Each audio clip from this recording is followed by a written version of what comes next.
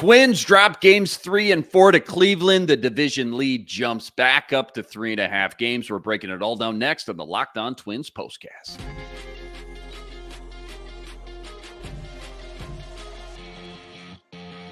You are Locked On Twins postcast, part of Locked On Minnesota on the Locked On Podcast Network. Your team every day. Back in the lab, back at it, another Minnesota Twins postcast episode right here on the Locked On Sports Minnesota Network. Your team every day. You got myself, Luke Inman, at Luke_Spinman. That's the man, Theo Tollefson. Give him a follow on X, at Theodore Tollef1. Theo, I'm exhausted, man. That series took everything out of me. All I had to do was just sit in my chair. Mentally, emotionally, that series almost had like the vibe of some October baseball, did it not? It had to. I mean, this team has not done well against Cleveland all season, and this is the biggest series you have against them at home all year. And fortunately, they win those first two in a doubleheader sweep, but everything that happened afterwards was just underwhelming and just really put a damper on everything. So we'll get into that more. Yeah, plenty to get into. But first, quick reminder, today's episode brought to us by Prize Picks, the easiest and most exciting way to play daily fantasy sports. Go to prizepicks.com/LockedOnMLB. Use code, this is all lowercase, LockedOnMLB for a first deposit match up to $100. Okay, game 4 versus Cleveland in the backyard at Target Field. So much on the line. Twins winners of games 1 and 2. They lose 2-1 last night. So, I mean, just the difference going into today, the difference between a win and a loss was just so huge. A 2-game swing, literally a 2-game swing in the standings. David Festa on the mound. He was okay. 3 walks in 3 innings, only allowed 1 run, though, and kind of kept him in it. It was Caleb Thielbar, though. 6th inning, he gave up the most damage. 3 runs allowed, only recorded 2 outs, and that put them in this big 5-1 deficit. Buxton homered in the 8th, cut the lead to 2, his 16th homer of the year, and then things got dramatic at the end. Bottom 9, down 2, Kepler singles, Farmer walks, Vasquez singles, bases juice, no outs. Willie Castro strikes out, and then Trevor Larnach hits into that game-ending double play. So Twins win games 1 and 2, but they lose games 3 and 4. Division lead jumps right back up to 3.5 games again. Boom, just like that. Just start with your biggest takeaways, kind of your A topics. Then we'll do a little deep dive on David Festa's day. Yeah, Buxton was really the only one who showed up with those 2 home runs. Offensive-wise, I suppose Christian Vasquez did as well to help really get the things rolling on the bases loaded in the bottom of the 9th. Yeah, he was 3 of 4, I think, on the day. 3-4, yeah. 2 doubles and a single to end the day. But, yeah, this offense really just was not picking itself up. It was better than yesterday. Yesterday was not looking too great. But it's just... it's lagging behind, and that 6th inning where things really got away from Caleb Thielbar, it just showed where Cleveland's strengths is opposite of the Twins offense, where they're pesky hitters. They're going to find the gaps and get guys just moving and moving across the bases, and they batted 9 guys all around in the top of the 6th. So what did we learn about these? I mean, I want to say the Twins specifically, but I guess both these 2 teams, like the last 4 games, I mean, the spotlight was on, the pressure was all amped up. Obviously, again, you win the first 2, you hope to get at least 1 more. I don't think anybody was like expecting them to sweep Cleveland after Friday night, but you wanted at least 1 more. What did we learn about the Twins, maybe about this matchup, head-to-head matchup-wise? What did we learn about Rocko, whoever or whatever it may be? What is just more evident and more clear-cut now that maybe wasn't so much Thursday night before this series started? I think it's just the pitching depth a little bit on the bullpen side. That's where Cleveland definitely has the stronger strength, and we saw it the last 2 days, especially today with Thielbar's 6th inning and everything getting away from him. And I understand that, you know, it was everyone in the Cleveland Guardians lineup today was a left-handed hitter outside of David Fry or a switch hitter. So what they were trying to do was get one of those better low leverage opportunities out there for Thielbar to face more left-handed hitters than right. But that's where David Fry came in, hit his home run, and then they just kept things rolling, batting around. And that's really where things got away from them. I know Buxton's 2-run home run in the bottom of the 8th really gave some life back to this team. And again, the bases loaded situation did too. But, you know, the bullpen depth, Emmanuel Clase has such better splits against left-handed hitters than right-handed hitters. Right-handed hitters are hitting 203 versus a $102 against the lefties. So that was the big concern with Larnach up there. And unfortunately, that's what happened. Yeah, I haven't. You and I were chatting before we jumped on here and hit record. I haven't sat down and watched that classe in at least a couple months. That dude Mhm. brings the heat. There's movement on this 102-mile-an-hour cutter. Are you kidding me? Like I can't even I Mhm. can't even beg. I can't even get down on Willie Castro for that strikeout. That was a great at bat in the bottom of the ninth. That dude is absolutely nasty. Let's dive in to these starting pitchers we saw yesterday and today just a little bit more, because this is going to be kind of the A topic now the rest of the way. It just feels like this starting rotation without Joe Mhm. Ryan for who knows really how long, by the way. Festa, he's going to get a lot more run along with everybody else, too. So, David Festa, here's his stat line: 3 1/3, 3 hits, only 1 earned run, 3 walks, though, 3 Ks, only 70 pitches. Let's just start there. What kind of grade would you give him? And you know, which way did the meter, the temperature move on him after today's outing, if it moved at all? Yeah, it was a C plus. Second time through the order, that's where the walks really got away from him and the base loaded opportunity. And fortunately, Jorge Alcala got him out of that jam, so Yeah. things were, crisis really averted. Where things looked like they could have really gotten away from the Twins early in this game, and it could have been a much different story. And they kept things close to really have the winning run on base in the bottom of the ninth. So I think Festa did all right. He's faced a few of these guys against their AAA affiliate, the Columbus Clippers, throughout the season, and has done okay against them. I think the first time he was out there against them, though, that was opening day against Columbus, and he was a much different pitcher then than he is now. So I think there was just some adjustments, slight step back compared to what he was during his last start against the Cubs. But, I wouldn't hold it entirely against him. I just think it's more he was trying to paint the corners a little too much, and more of the strikes were getting away from him than not. Yeah, good breakdown there. I feel like we'd be remiss if we didn't at least bring up Simeon Woods Richardson's outing last night, Mm. because he gave it everything he had. Huge bummer they couldn't get him a couple more runs, because that was one of his better outings, if not maybe arguably the best outing of the season, which says a lot. That speaks volumes, because the dude has been rock solid, consistent. 7 innings, 4 hits, 2 earned runs, both on 2 solo shots, 7 Ks on 89 pitches. That was encouraging for sure, was it not? Yeah, absolutely. I mean, his longest career start last night, and he really did all his part to really make up for the last 2 starts, which were a lot more rocky for him going around. But the offense did not do as nearly as much as they did today last night, and that's really what the difference maker was between these two teams. So I think we got to give him his flowers for sure. He did everything he could to keep the team within the game, but they just could not pick up the bats and really get back within this.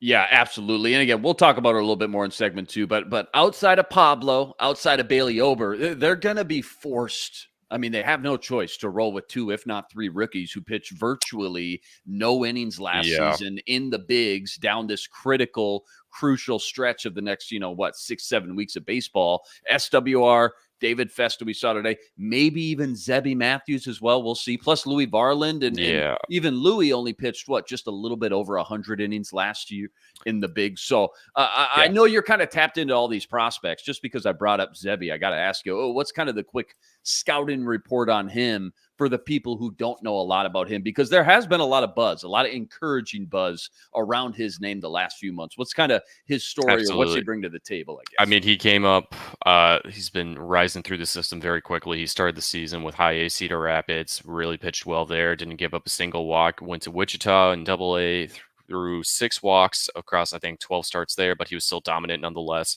First 3 starts with the Saints were not so great. It was a lot more hits, but still no walks surrendered. And then his last time out on Thursday night, he threw 5 innings, looked really strong. And so, yeah, I think there's a real likelihood Twins fans could be seeing a guy who started the season at high A with the team before the season's over.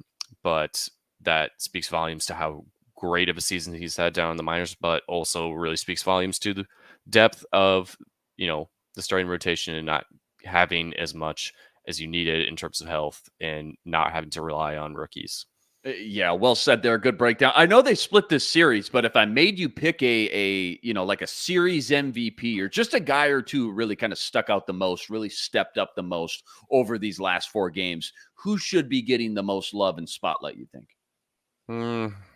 Probably Buxton after missing out on this last series. I mean, a lot of people are mad about the communication of his health and injuries, but I think the easy thing is we're overthinking that. And it's like Why would you have a guy who was just hurt Right.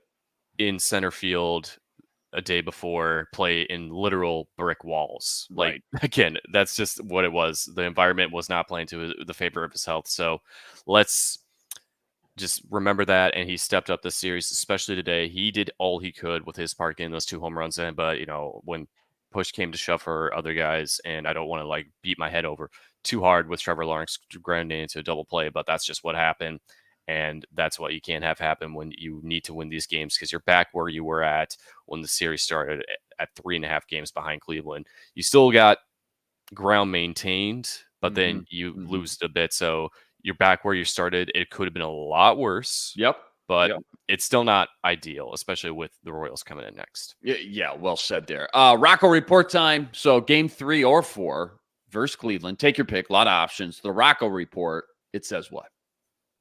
I'd say, honestly, it was that Theo pick in that inning. Like, I don't know what else we would be saying. Yeah. That was just, sometimes you got to go with who you have, but at the same time, it's just, it was not the place to put him. It might have been better just to wait till they got further down the order and let him go from there. But it is what it is. And that's really what the difference maker was today for Cleveland to scrap up a split series here and, make it a lot harder for the Twins to kind of regain some ground against them. I saw Royce Lewis didn't play in game 3. He didn't play yesterday. Is that right? Maybe he pinched it at the end or something. Maybe I missed that, but I don't think he played yesterday. And that was just kind of a head scratcher to me. I didn't see him in the starting lineup anyways. I was busy watching the Vikes game. I was busy watching the Vikes game, so I apologize. Not totally tapped in on game 3 specifically, but that was kind of a head scratcher to me. Maybe just giving him some rest, but I'm sitting here thinking, dude, this is Cleveland, man. Come on. I know everybody's tired. We're playing a lot of baseball in a row, but you don't got arguably your best player out there for all 9 innings. What are we doing? So that was kind of a head scratcher to me. Maybe there's a little bit more rest. to it. Yeah. Maybe it was there's a matter of rest. He pinched it and was in every single one of these games. But they had to give him an off day after playing a doubleheader Friday. So nope, that checks out. That makes sense. All right, plenty more deep dive from this one. Plus, where's the panic meter at now? And we got our nerdy stat of the day. That's all coming up right after this.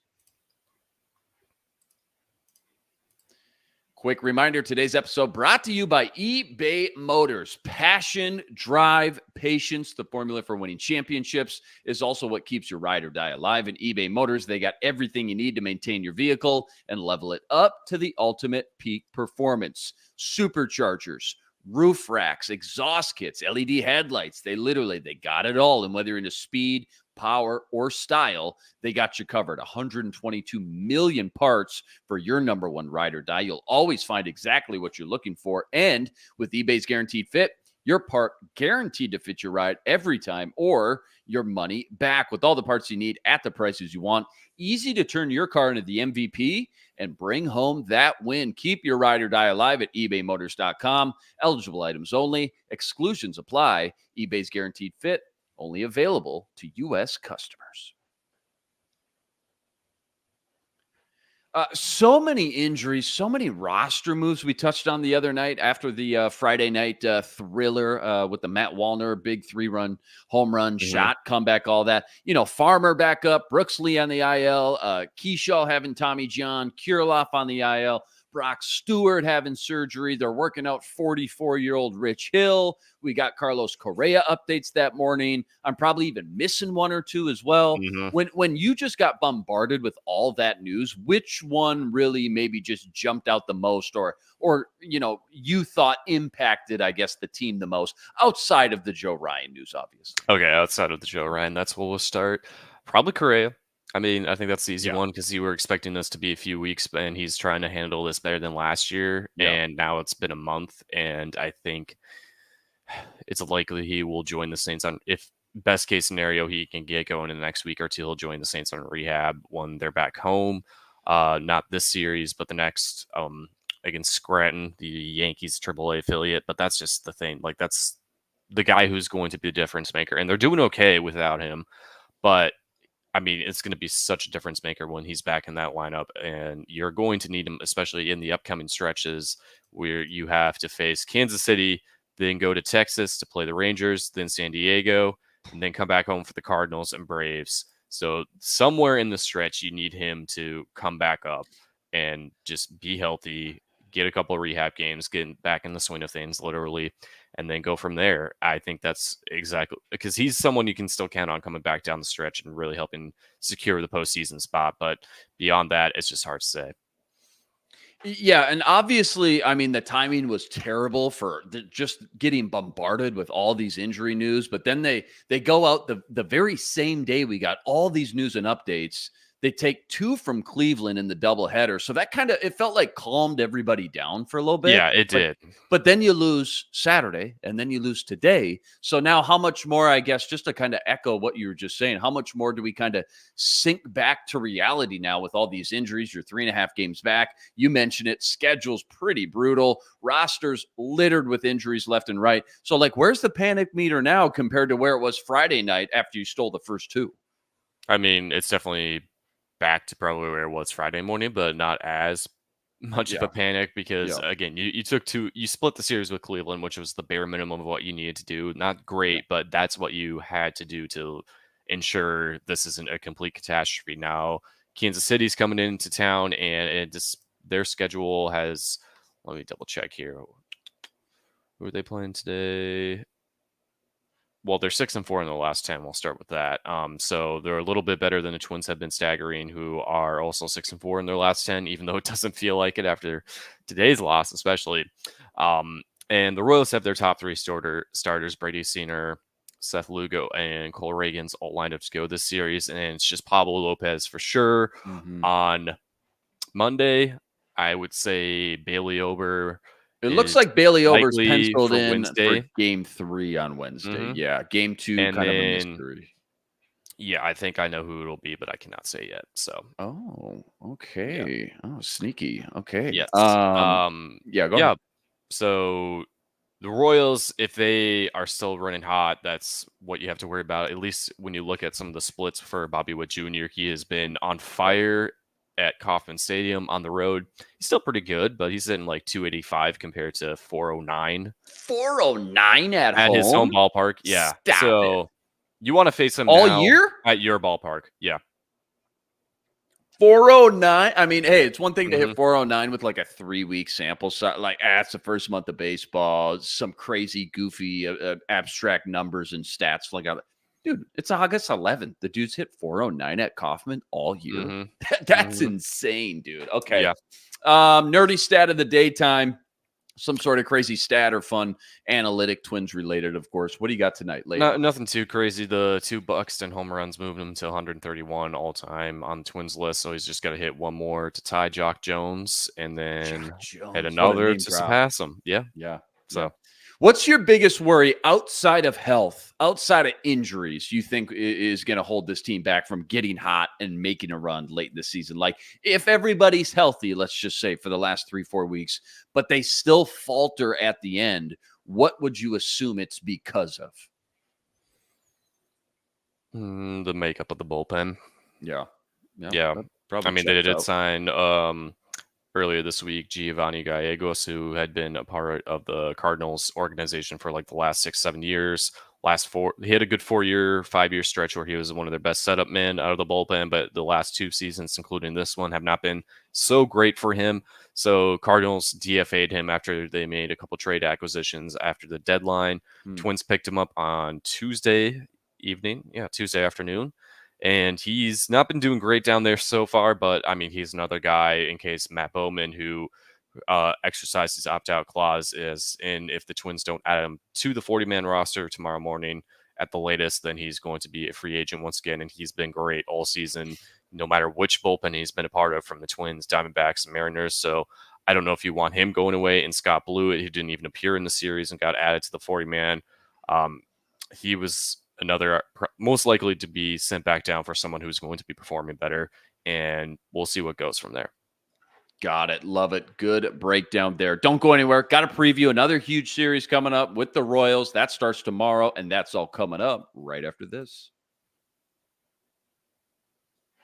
Quick reminder, today's episode also brought to us by Prize Picks. Prize Picks, America's #1 fantasy sports app with more than 3 million members to date. And for me and my money, I swear by it, it's by far the easiest and most exciting way to get in on all the action while you watch your favorite sports and you watch your favorite players. So simple. All you got to do, you pick more or you pick less on 2 or more player stats, and you watch the winnings roll in. Baseball season obviously in full swing. So whether it's strikeouts, RBIs, home runs, you name it, they got it. Take your pick on more or less and add them to your Prize Picks entry today. Plus, they now offer Apple Pay for quick and easy deposits into your account all season long. Download the Prize Picks app today. Use code, this is all lowercase, Locked On MLB for a first deposit match up to $100.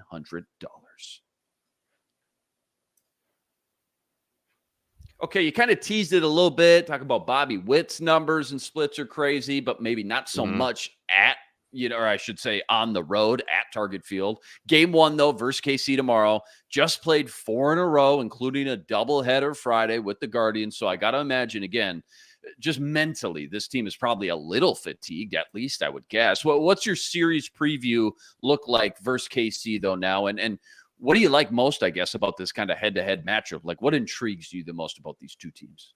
Yeah, I didn't realize, but the Royals had today off because they only played 2 games at home against the Cardinals, which is just an odd because every team usually plays on weekends, but there are just some scheduling things where they're not doing that. So the Royals get a day off after seeing this and then come in here well-rested.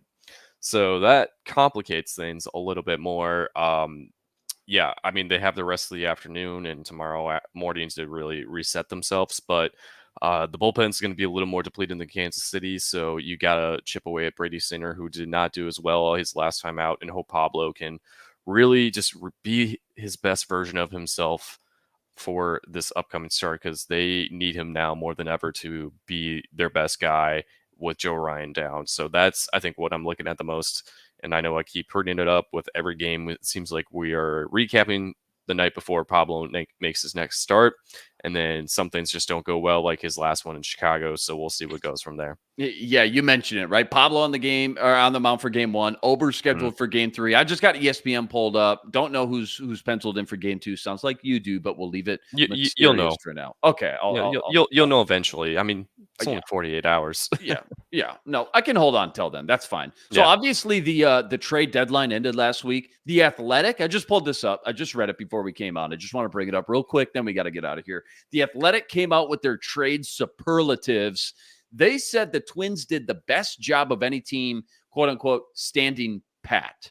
They were the best team to just stay put because of the payroll, the lack of flexibility, and all that. So I guess my question is, should that make fans feel even better, I guess, hearing, these national pundits kind of pat our front office on the back a little bit? Or does all these injuries that we've seen take place since the trade deadline even kind of make that even more frustrating now? Should it make him feel better? No. Will it make him feel better? Absolutely not. I did think so. Yeah. No. I mean, it is frustrating, but again, it's only been a week and a half since then, and they've been okay, 6-4 over the last 10 games. Not great, but you're not below 500 in a 10-game stretch. Yeah. So, things will eventually come together, and we can't just be screaming the sky is falling every time, a minor injury happens to someone, or, these types of games happen where the offense doesn't pick up and, you remain where you are. So I think we can have a little more warrant for concern as these next 2 to 3 series go on, especially against the Royals and the Padres. I'd say the Padres are definitely more the bigger threat than Texas, who is in between these two teams, because the Rangers are not doing so great. They're 3-7 in the last 10, and they really got their asses handed to them by the Yankees and Red Sox. They're going to be playing before they come back to play the Twins. So, I think if you can take 2 out of 3 from Kansas City, that's the huge thing. I think Texas provides some simplicity for, I think it's just they're playing 4 games against them: Thursday, Friday, Saturday, Sunday. So I think there's a lot that can come from that, and rebound.